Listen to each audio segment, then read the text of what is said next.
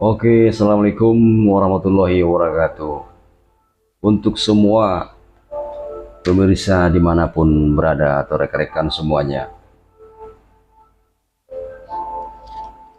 Jadi sekarang begini, saya mendapati sebuah polemik yang ada di masyarakat, di mana masyarakat seolah-olah bingung dengan situasi mempertanyakan tentang sekolah. Jadi mereka beranggapan, boleh dibilang 99% masyarakat menganggap sekolah itu sangat penting. Jadi sebuah pertanyaan pernah tertuju kepada saya, mengatakan, bertanya, sekolah itu apakah penting?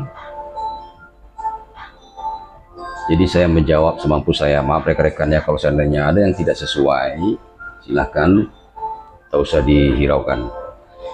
Jadi saya menjawab, segala sesuatu yang ada yang kita alami dalam kehidupan ini itu tergantung penempatannya. Contoh, berbohong dikatakan itu sebuah perbuatan yang salah, tetapi kalau penempatannya di tempat yang benar, dia bisa dibenarkan. Dan begitu pula tentang sekolah. Kalau seandainya sekolah tadi ditempatkan pada hal yang tidak pada tempatnya, nah, tentu sangat menyalah.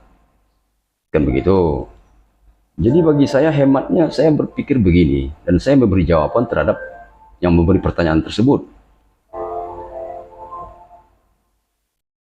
Yang paling penting dalam kehidupan ini adalah belajar. Sebab kalau namanya belajar dimanapun berada, itu tetap belajar. Tapi kalau namanya sekolah, dimanapun sekolah belum tentu belajar. Perlu diingat rekan-rekan. Jadi kita jangan tertipu dengan rumor yang berkembang mengatakan kalau seandainya tidak sekolah bakal bodoh. Tidak, saya merasa tidak. Justru yang bikin bodoh adalah tidak mau belajar. Ya, kan begitu. Jadi untuk semuanya, mudah-mudahan dengan kalimat saya ini, mudah-mudahan bisa menarik kesimpulan bagaimana yang lebih baik. Mulailah dari sekarang, belajar itu utamakan, bukan sekolah diutamakan. Sebab kenapa? Kita sudah bisa menilai sendiri dengan bersekolah, apalagi di tempat yang tidak pada tempatnya. Contoh, kalau kita berpikirkan, sepatutnya sekolah ini kan mendukung kinerja otak, di mana generasi itu bisa lebih berkompeten dan lebih berfungsi untuk di segala bidang. Tetapi sekarang kita lihat, tak usah jauh-jauh, di negara kita sajalah, di mana kita sekolah di program 6 tahun SD, 3 tahun SMP, 3 tahunnya lagi SMA, dan 4 tahunnya lagi bangku kuliah. Kalau mau menyambung lagi kuliah selanjutnya, ada tingkatannya lagi. Dan tahun demi tahun tingkatan tersebut bertambah. Dipikir-pikir umur kita, berapa kita habiskan, biaya berapa kita habiskan untuk sesuatu yang belum tentu bisa kita terapkan di dalam lapangan kehidupan. Jadi begini rekan-rekan semua, saya bukan bermaksud mengajari, cuma saya memikirkan yang terpikir sama saya, kan begitu. Jadi begini,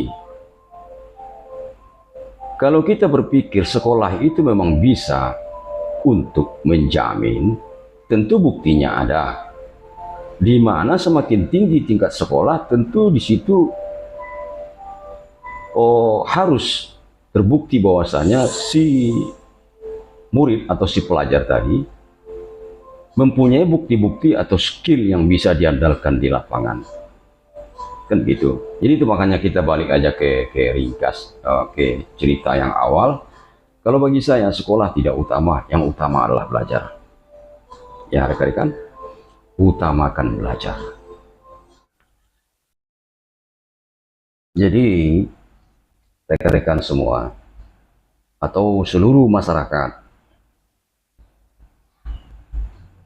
jika memang sekolah itu betul-betul nyata melahirkan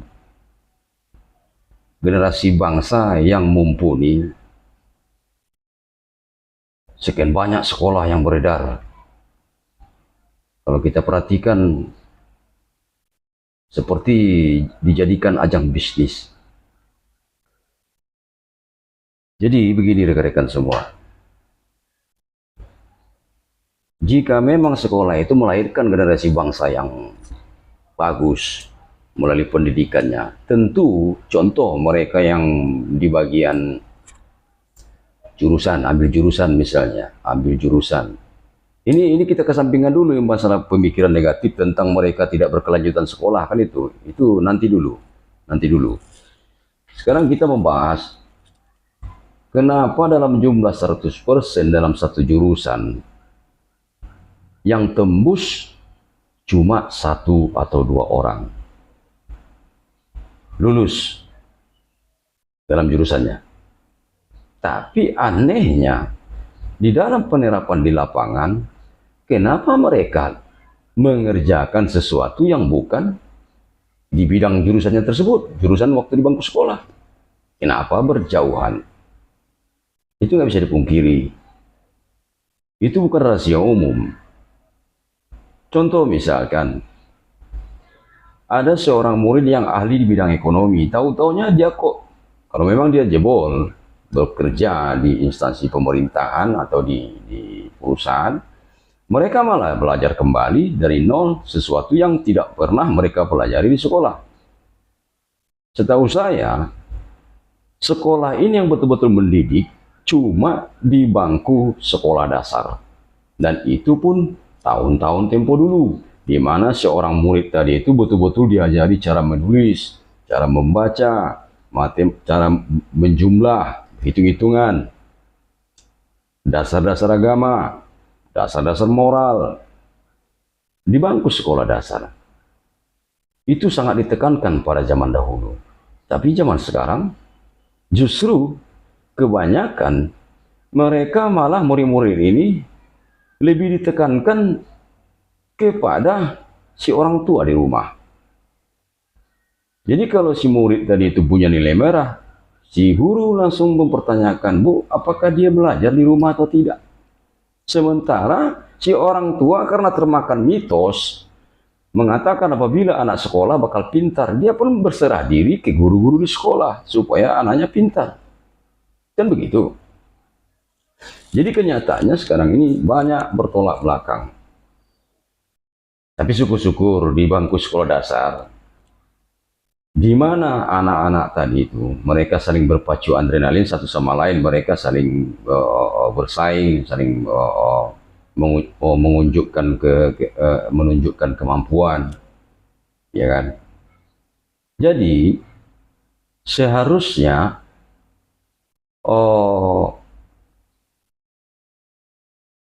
si murid-murid tadi itu, di mana mereka belajar di sekolah, sekolah ada, itu kan sudah sesuatu habitat atau daya tampung di mana mereka berkumpul, ya kan? Tetapi yang anehnya itu tadi, di mana polemik yang terjadi di masyarakat ini mengatakan bahwasanya sekolah itu penting untuk apalagi untuk kesuksesan si anak. Jadi kita sudah semakin melebar ke arah yang melenceng. Sementara kita tahu bahwasanya kesuksesan itu atau rezeki yang melimpah itu atau rezeki yang sedikit atau melimpah itu yang punya kuasa yang kuasa. Bukannya sekolah. Sekarang kita berpikir secara simpel aja. Sudah berapa tahun negeri kita ini merdeka dari penjajahan orang-orang penjajah Belanda atau Jepang atau Portugal kan begitu. Nah, kenapa tidak ada contoh-contoh murid-murid yang sekian juta jiwa belajar? Tidak ada punya nilai plus begitu. Ada apa kan begitu. Itu makanya saya tarik kesimpulan, kalau masalah pertanyaan pentingkah sekolah itu, saya tegaskan, sekolah itu bisa penting, bisa tidak penting. Kalau seandainya penting diterapkan di negara yang betul-betul untuk memajukan rakyatnya, penting. Karena kenapa? Di situ negara sangat gampang mengumpulkan masyarakat atau generasi muda untuk diajari dalam suatu wadah, namanya sekolah. Tetapi kalau seandainya sekolah ini cuma dijadikan ajang bisnis atau ajang buang-buang waktu dengan iming-iming kesuksesan, yang seperti terjadi di negara kita ini, saya nggak cocok gitu kan. Entahlah, kalau rekan-rekan semua atau saudara-saudara semua, silakan. Memang betul ada yang berpikir, kalau seandainya sekolah bisa nanti masuk PNS, bisa nanti masuk di instansi pemerintahan, gampang masuk di sebuah perusahaan dengan dasar ijazah, kan begitu. Tapi kalau seandainya skill tidak ada, ijazah itu macam mana caranya bisa didapat? Apa dibeli? Tapi kenyataannya yang bersekolah rata-rata amburadul. Sementara kita memajukan anggaran dasar, anggaran rumah tangga, tetapi kita membuang-buang waktu dan biaya sekian tahun. Kenapa bisa begitu? Dan di sekolah, itu murid-murid semua dihidangkan dengan berbagai pelajaran, di mana itu otak murid-murid tadi sangat melelahkan. Dan di situ pun ahli-ahli guru menyamaratakan IQ masing-masing dari murid-murid. Itu sangat tidak wajar. Karena kenapa? Masing-masing IQ itu punya tingkatan masing-masing. Dan mereka punya rasa masing-masing. Ada yang contoh, ada yang suka bahasa Indonesia, ada yang tidak, ada yang suka matematika, ada yang tidak.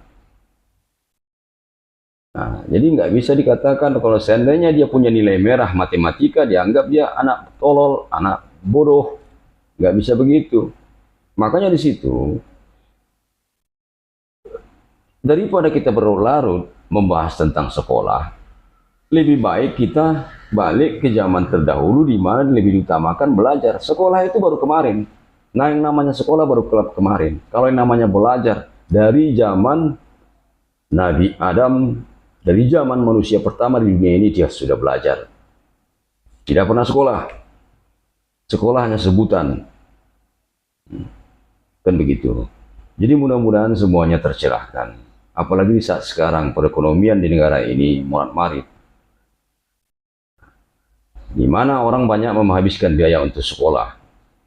Terjadilah sogok menyogok untuk menduduki suatu tempat atau menduduki suatu bidang pekerjaan, di mana mereka sangat identik dengan pemalsuan identitas, pemalsuan jati diri, dan identik dengan tipu menipu. Apakah itu yang dinamakan sukses dengan menipu? Coba camkan, hidup kita nggak lama di dunia ini. Kita ingin anak-anak kita berhasil dengan penuh keberkahan. Coba berpikir, kita ulang lagi cerita dari awal. Seandainya kita mengajari anak-anak kita dari dini, dari rumah kita, dari diri kita dulu awalnya, dari diri kita, dari rumah kita, lingkungan kita, kita ajari mereka tentang macam mana cara berpikir yang konsekuen. Coba satu bidang aja kita ajari si anak tadi itu. Contoh misalnya, kita ajari contoh bermain bola. Kalau seandainya dia dari umur dini, taruhlah seukuran sekolah SD 6 tahun. Dari ukuran umur 7 tahun dia masuk sekolah SD, dia kita ajari main bola. Mungkin di umur dia kelas 6 SD, tingkat setingkat SD, dia sudah sangat mahir bermain bola. Memang betul, dalam kehidupan tidak mesti main bola tok saja yang dipelajari si anak tadi. Cuma kan kita menimbang ke arah hobinya dia, bakatnya dia. Untuk apa kita suguhkan dia bahasa Inggris, sementara dia bahasa Indonesia saja dia nggak paham, kan begitu.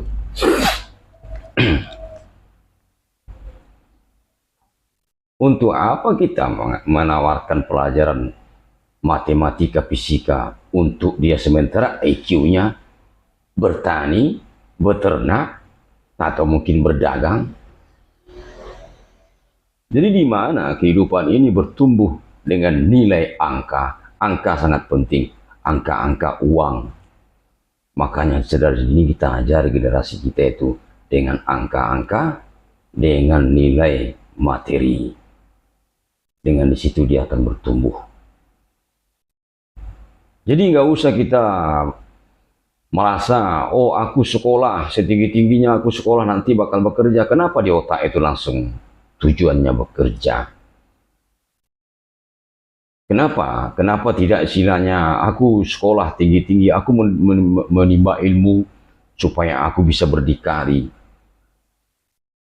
Nah, tapi tos kenyataannya banyak yang telantar, banyak yang menganggur. Makanya kita kembali ke dasar, lebih percayalah kalian kepada yang namanya belajar ketimbang yang namanya sekolah. Bukan saya istilahnya mengecilkan atau mengkerdilkan nama sekolah. Memang kenyataannya begitu. Kenyataannya begitu. Tamat SD mau apa? Tamat SMP juga mau apa? Bisakah diandalkan ijazah SMP-mu? Malahan sekarang S1 dianggap ijazah rendahan.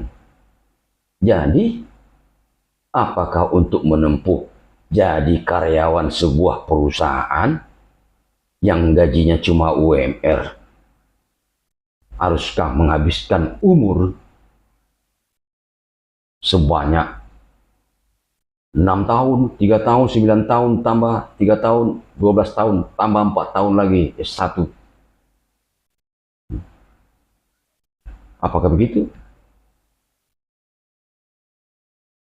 Cuma untuk mengharapkan gaji UMR, kita menghabiskan waktu menyekolahkan generasi kita sampai 16 tahun.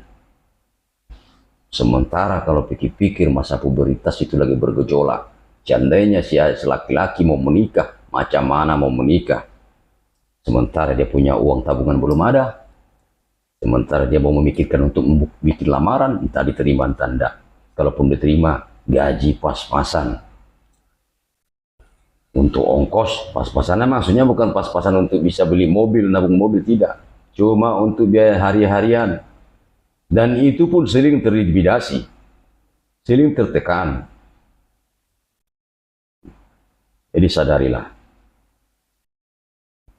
Jangan kita mengatakan dengan sekolah aku sukses, tidak. Justru katakanlah dengan belajar aku bisa sukses. Dengan belajar aku bisa berhasil. Walaupun mungkin ilmuku tidak sebanding yang dimiliki orang lain. Tekankan begitu. Ya, para orang tua di rumah, jangan kalian mau diperbudak oleh program-program yang nggak jelas. Kalau betul-betul sekolah tadi memang sekolah mumpuni, di mana anak kalian misalnya sekolah tadi, sekolah teknisi misalnya, diajari tentang macam mana cara memperbaiki mobil, servis mobil. Saya rasa nggak perlu di sekolahan sana, nggak perlu menjajaki SMP, SMA, nggak perlu. Silahkan bawa anak-anak kalian, bawa ke bengkel. Mana tahu jalin persaudara, jalin perkenalan. Halo, Bapak, tolong bantu anak saya, tolong ngajari dia. Dia suka ini bongkar-bongkar mesin. Mungkin dia bisa terarah di sini, tolong ngajari dia di bidang mesin ini. Saya jamin 3 tahun anak itu belajar di bengkel mobil, dia bisa servis mobil. Malah kalau bisa disokong dana, bisa buka usaha sendiri. Ini sekolah tinggi-tinggi cuma mengharapkan untuk jadi pembantu orang, untuk jadi karyawan orang. Jangan bikin rendah diri, jangan bikin. Itu menghinakan diri. Jadi itu saya sekarang membahas tentang sekolah. Saya nggak ada niat untuk mengucilkan siapa-siapapun, tidak. Mengucilkan instansi ini, tidak. Saya tidak mengucilkan itu. Saya cuma beranggapan. Kalaupun ada yang bertanya, anakmu sekolah apa enggak? Memang anakku sekolah. Cuma saya tekankan sama anak saya, nak, kamu di sekolah sekarang, kamu cuma main-main ya. Kalaupun ada pelajaran yang diberikan oleh guru-gurumu, silahkan kamu pelajari semampumu aja. Ya. Justru kalau seandainya kau ikuti metode yang ayah curahkan samamu, lebih cepat daya tangkapmu menyerap pelajaran-pelajaran itu. Karena kenapa? Pelajaran itu cuma pelajaran sebatas mengingat, menulis, mengingat. Dan itu tidak begitu diperlukan dalam kehidupan. Contoh misalnya, di situ diajari tentang tarian ini dari manakah asalnya, dari provinsi mana, dari suku mana. Kalaupun kita ingat itu, nanti suatu saat diberi ujian, terus kita bisa menjawab. Oke, bisa menjawab, dapat nilai. Cuma pikirkan, ini anak-anak sekolah, anak-anak murid ini mereka nggak bakal sampai tua itu di sekolah. Nanti mereka akan dihadapkan dengan permasalahan yang nyata dalam kehidupan. Bisakah? Untuk apakah bagi dia tahu tentang tarian ini dari suku mana? Disuruh dia ngukur sesuai kurikulum. Kurikulum mengatakan bahwasanya ukuran geografis Pulau Sumatera sekian kilometer persegi. Untuk apa sama mereka?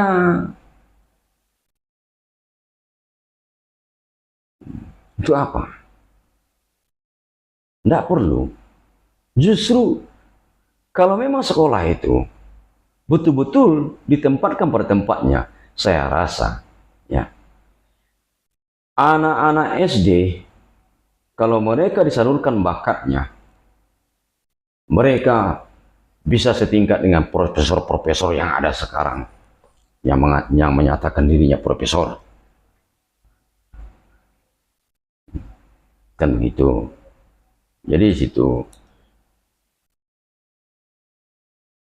saya lebih dari cerita saya ini, mudah-mudahan semuanya menarik kesimpulan bahwasanya kita hidup ini janganlah dianggap mainan, jangan dianggap main-main. Kesannya serius, tapi main-main. Dibilang main-main, serius, sampai habis-habisan. Jadi sekarang, mulailah lembaran baru. Kalau seandainya tinggi-tinggi sekolah, toh ujung-ujungnya cari uang. Dari sekarang aja sudah, ajari mereka berdagang.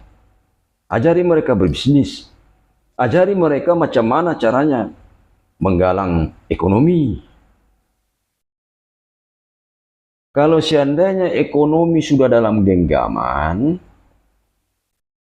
kita nggak perlu heran, anak kita seumuran SMP atau seumuran SMA, dia mau jalan-jalan ke luar negeri karena dia punya uang banyak, nggak perlu heran. Nggak perlu heran. Tapi sekarang tidak. Sampai bangku kuliah masih menetek, masih meminta itu sama orang tua. Ada mereka yang mengatakan dirinya berhasil, tapi setelah diteliti mereka banyak menipu malahan. Karena kenapa? Karena udah terdesak membuang waktu sekian tahun di bangku sekolah, dan udah terdesak umur mau menikah atau umur pingin punya kendaraan, punya Honda, punya motor, punya mobil, punya rumah, pokoknya punya lah, sampai pingin jalan-jalan kemanapun, mau wisata, mau keluar negeri, tapi duit nggak ada, akhirnya menghalalkan segala cara.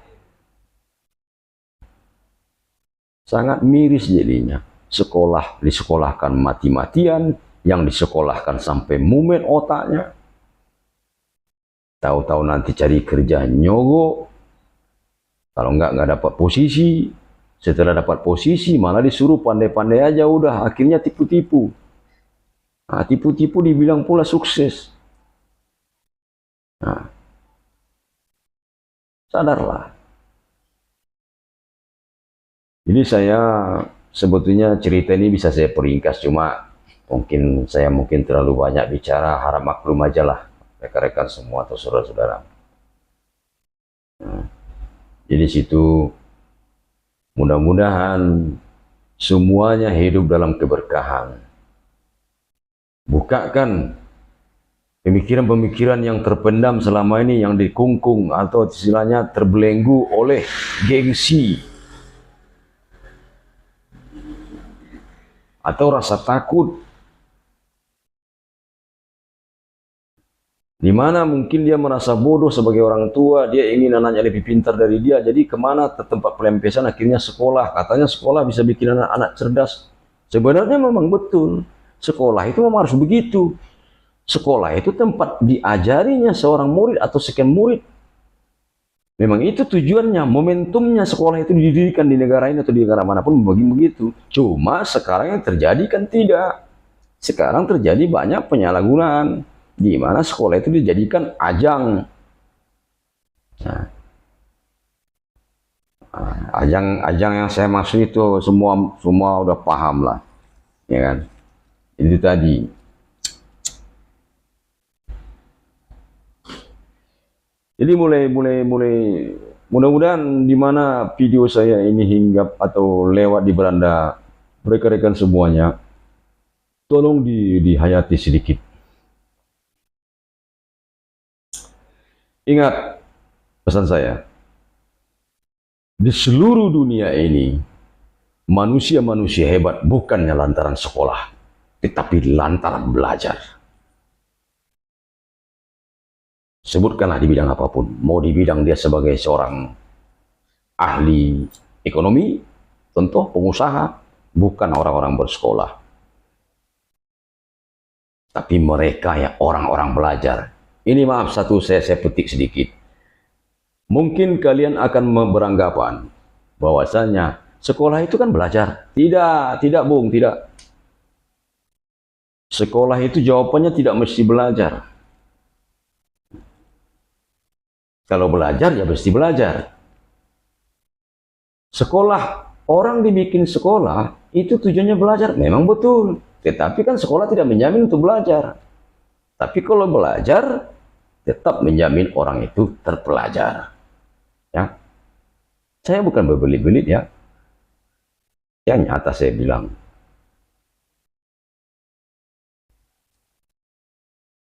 Rata-rata orang-orang sekolah, entah itu sekolah taman SMP, taman SMA, atau taman kuliah, rata-rata mereka sekarang ini kebanyakan di Indonesia ini cari cara untuk macam mana berbisnis. Malahan jauh dari bidang yang mereka tuntut di bangku sekolah. Jadi apa gunanya ijazah? Oh, kalau ijazah kita bisa masuk di instansi pemerintahan, kan begitu katanya.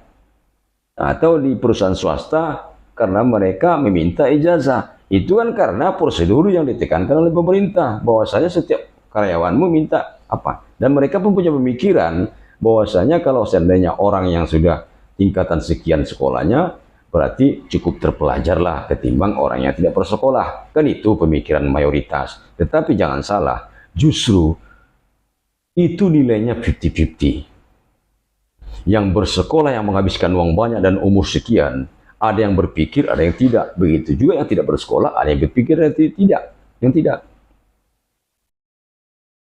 Malahan perusahaan pun menerima kita bekerja.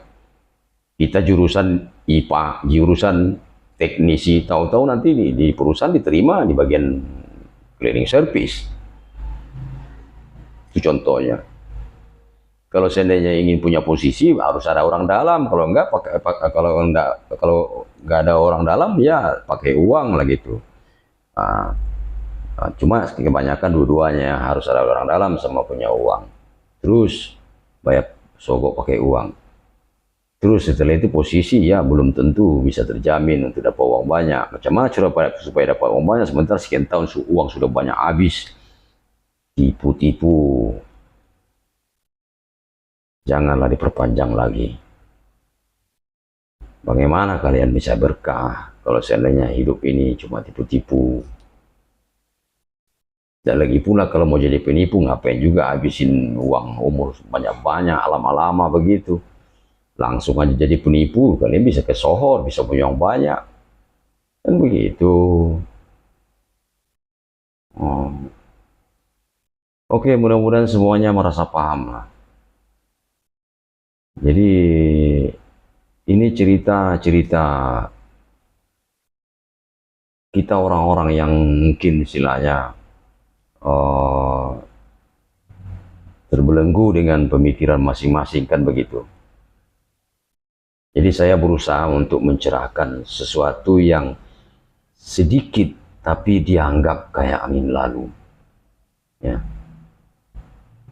Oke rekan-rekan, sekianlah dulu cerita kita ini. Mudah-mudahan semuanya merasa terbantu dengan cerita saya ini. Dan kita akan sambung di lain cerita, di permasalahan-permasalahan yang sering kita hadapi dalam keseharian. Oke, terima kasih semuanya. Wassalamualaikum warahmatullahi wabarakatuh.